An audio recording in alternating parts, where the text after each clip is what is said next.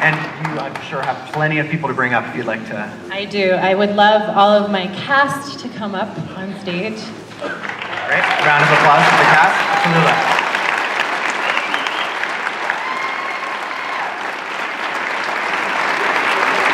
And Heather Ray. Producer Heather Ray. And my DP, Paula Huidobro, who's been part of this project for 10 years.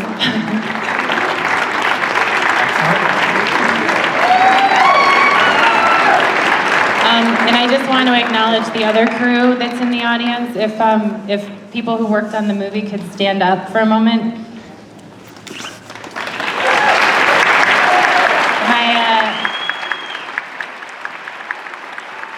My editor, Darren Navarro, and Sarah White, my production designer, Judd Dickerson and Billy Mulligan, my line producing team, Mara, my assistant, my sister Tira, the producers of the movie, Todd, and Chris Litton, and I'm gonna forget you all, Russell and Chris Columbus.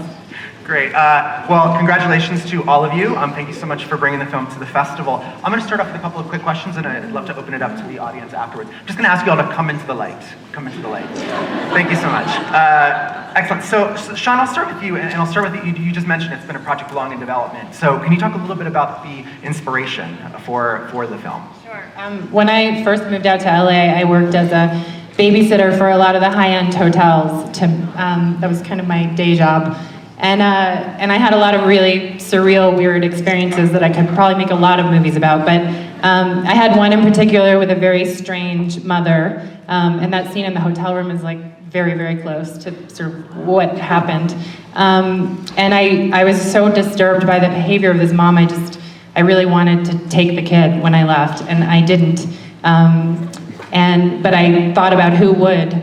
And so it sort of spurred this idea. I had this character in my head of Lou, and I'd been writing about her, and suddenly I felt like I had like the plot of this movie for her. And it kind of spun out from there. I wanted to explore this idea of motherhood and parenthood and who was meant to be a mother and who wasn't, and it kind of came from that. And so, given the long process to get it made, how did casting come into mind for you? Did you have different people in mind as you went along, or can you talk a little bit about how you brought in this talented crew, this talented cast? Well, I made a short first called Mother, and that was just basically that hotel room scene. And I knew that I wanted it to be a feature. It felt like it was an exciting place to jump off from. And so I wrote the script and I developed it over years, and these characters were so specific, and I knew I really needed the right actors because they're very complex roles. They kind of could be very unlikable, and I wanted them to be morally ambiguous but have kind of charm and all of that as well. And so it took me a long time to find the right people. And when I met with Ellen and Allison, I immediately knew that was my cast. And then you try to work out schedules, and you want to find a window when you can all make it, and I'm so glad that it worked out because I think everyone was brilliant. Absolutely. And I'd love to talk to, yes. Absolutely. And I'd love to hear from your leads a little bit about developing the characters and sort of what drew you to the role. So if Ellen or Allison want to speak to that. Well, what drew me to the role was just the script. I laughed, I was moved. And then I met Sean, and just respect and admire Sean so much, and I just really was excited to be a part of it. It's one of those roles that is brand new. I'd never really read a character like that before, and when it came to working together, it was just about figuring out who Lou was. She's obviously a very unique person, and how do we create that physically, etc. Yeah. And Allison? I read the script and also fell in love with it, and then met with Sean, who I just immediately had a good rapport with. I loved everything that came. She knew how she's so incredibly brilliant and smart about character, and the character of Margot, I just felt connected to her. I felt I could connect to her pain of the loss of family and wanting to connect so badly to her, not knowing even that she could again, and then having this character, this wonderful Ellen Page and Tallulah just come barreling into her life and kind of break her open. And I just love how there's a sense of that these women will all, Tammy's character, just that they all are going to move on and have, evolve and be happier people and better people. And I love the story. I love the character, and I identified with her. I'm a little happier than Margot, though. Don't worry. I have to add, I was so concerned about the role of Carolyn, because it was such a complicated part, and that was the hardest, because I just needed someone to embody all of these things and be kind of this total shit show, but then also be redeemed by the end. And Tammy came in and just gave this audition that, like, my jaw was on the floor, and.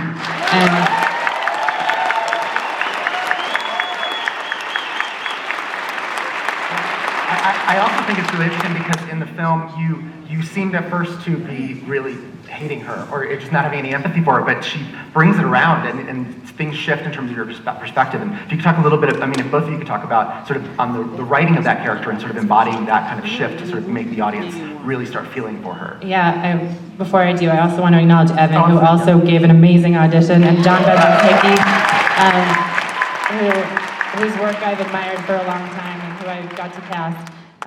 But yeah, I wrote the part obviously from a place of judgment, really. Like, I spent the night with this woman and thought she was so horrible and just kind of riffed on that. And I'm so, as the movie was trying to get made, I became a mother myself, and I think I lost a lot of that judgment. And I'm so glad that I did, because I really rewrote the script and I rewrote that part, because it was so much more complicated than that. She wasn't just purely a villain. She was a really complicated person, and I felt like was kind of a toddler herself and didn't have the tools to be dealing with what she was dealing with. So I think when Tammy and I talked about that a lot, that it's really hard, and you have those moments as a mom, and I have a lot of mom friends who watch the movie, and I feel like that sometimes, and so I think, even though she's kind of dark and over the top in some ways, she represents a thing I think a lot of women feel. And Tammy, if you want to address your character. I think I connect with it, and I think a lot of people can connect with it, because at some point you just wake up and you feel like you're old and fat and you're not getting the attention that you used to get, and I'm sure quite a few of us seek it in the wrong ways, alcohol and men, and some people do, or whatever it is, that thing that you're looking for, and you do it all the wrong way. And I think that what I really wanted to do was to love the character first and have mercy for her. And I think that that's really important, and it's an important message to send through the film, is no matter how bad something looks, no matter how bad someone looks, have mercy for them, because you don't know what they're going through. And that was really... Thank you. I would love to turn it over to the audience. I'm sure you have questions, so just raise your hand. Yes, please, right in the front here. For Ellen, so she wanted to run to India, she wanted to run away from everything, she wanted to float away, but then this baby showed up. Why did she want to run away? So I'll repeat that just because obviously it's a large theater. So the question is, so the character, Tallulah's character, wanted to run away to India and wanted to do these things, and so why would she be drawn to that baby? Why would she be drawn to take that baby? Sure. Well, I think as we can gather in the scene with Allison in the park, when Lou talks about her past, we can imagine that she's had a lot of trauma in her life. She's been abandoned abruptly, and then who knows what happened after to this sort of brand new father that entered her life. And so she spent most of her life, running from the pain that she feels, and disassociating from the pain that she feels. And, then she sees this tiny little being that's this, like, pure little person that, hasn't had the damage that she's had when she's small, you know, and she's attached to that. There's probably some projection of herself too. And she's just spent so much time living with this philosophy of I don't need anyone and no one's gonna need me. And of course it's probably the only thing she desperately wants. And that's why she's so bonded to that child. Yeah. Great. Other questions? About, yes, please, right up to the top there. Thank you so much for this film. I was wondering what type of equipment or rig you used during the chase scene to the subway.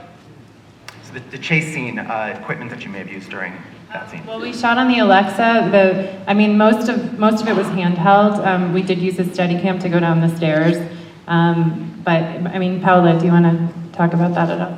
Yeah, the whole film was handheld, and yeah, that was the only scene where we used Steadicam. It was 2 cameras. There were another question sort of in the back there as well. Yes. I'm wondering about the very last scene. I wasn't sure if Margaret was going to let go or not. That would be an alternate take. What about that? So the question is about the last scene, and the audience member wasn't sure if Margaret was going to let go or not. You did alternate takes, perhaps? I'll answer that question. Please, Allison. I love that was also part, I keep forgetting, I'm remembering all the beautiful moments in the script, but when Lou and Margot were in the park and Lou says, you know, wouldn't it be amazing if gravity just stopped where I was and just took me up, and, you know, and introduces that thought to Margot, and Margot and it just broke my heart, because she said, well, I'd grab onto something. Lou says she'd grab onto something, and Margot says, I don't think I'd grab on. Like she's in a place where she's ready to go away. And at the end, I think it's so important that she chooses to stay, like to grab on. It was such a beautiful moment. It really, I just thought it was extraordinary. It's one of the reasons I forgot why I wanted to do the film, because I loved that she decided I want to stay. So. I have to just talk about that scene for a minute, because you know, I wrote it and I thought, you know, how are we going to do this, and green screen, and we just discussed all these other ways, and there were a lot of things in this film that, you know, my line producer Jed and my UPM Billy pulled off miracles, because, you know, people were like, you're never going to get a subway, you're never going to be able to put a condor crane in Washington Square Park, and Allison, I was so, you know, I kept being like, okay, we have this stunt double, and we're gonna, you know, or you can be on the ground and we can do green screen. She's like, I want to fly, I want to do it. And she was 50 feet in the air in Washington Square Park in this like underwear harness with like 2 little things right here and just dangling. And at one point she kind of got stuck up there. So the idea is lunch. Everyone was breaking for lunch, and she's like, you guys, I'm fine. You know, there's 100 people in the park with iPhones all like, oh my God, that's Allison Janney. No, it was really amazing, and trying to direct those scenes, because I'm looking at the monitor and she's like up in the trees and I'm going like, Allison, grab the branch, and she's like, that branch is 15 feet in front of me. Like it was just a really intense, she did it over and over and over again, and it was just pretty phenomenal. That's excellent. Thank you, that's great. I see you right here.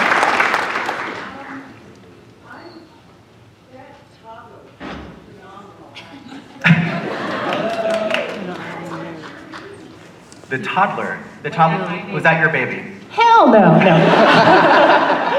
The parents of that baby are right here, yeah.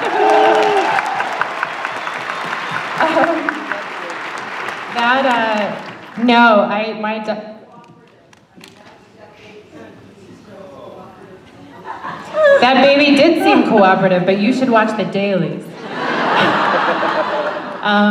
No, my daughter is in there in a couple, there's like the back of her head at one point, and but these actors were troopers with the twins that we used, and there was a real challenge, and all of them at some point were like, I'm leaving my body, like I don't know what's happening, and they just really stuck in there and did it, and it was pretty wonderful. That's great.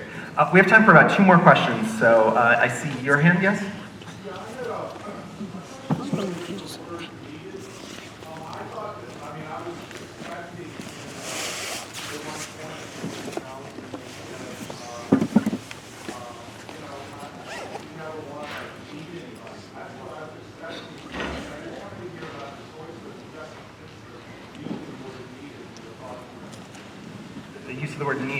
and sort of your thoughts about why you used that in the script.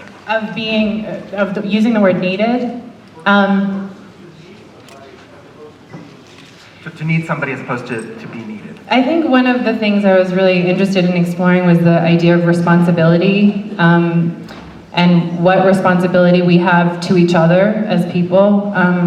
And so I think all of these characters, I think especially these three women, were all in a place of being very disconnected, and having their own families have failed them. And so I really liked exploring this idea of needing someone and being needed.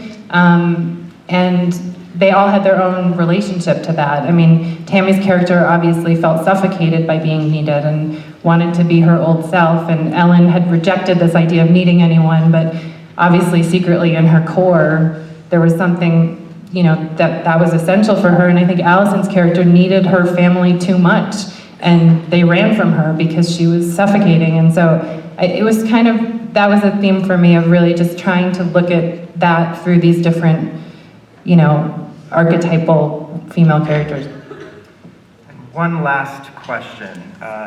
Yes, right here. I think you've done an incredible job of making a very poignant film.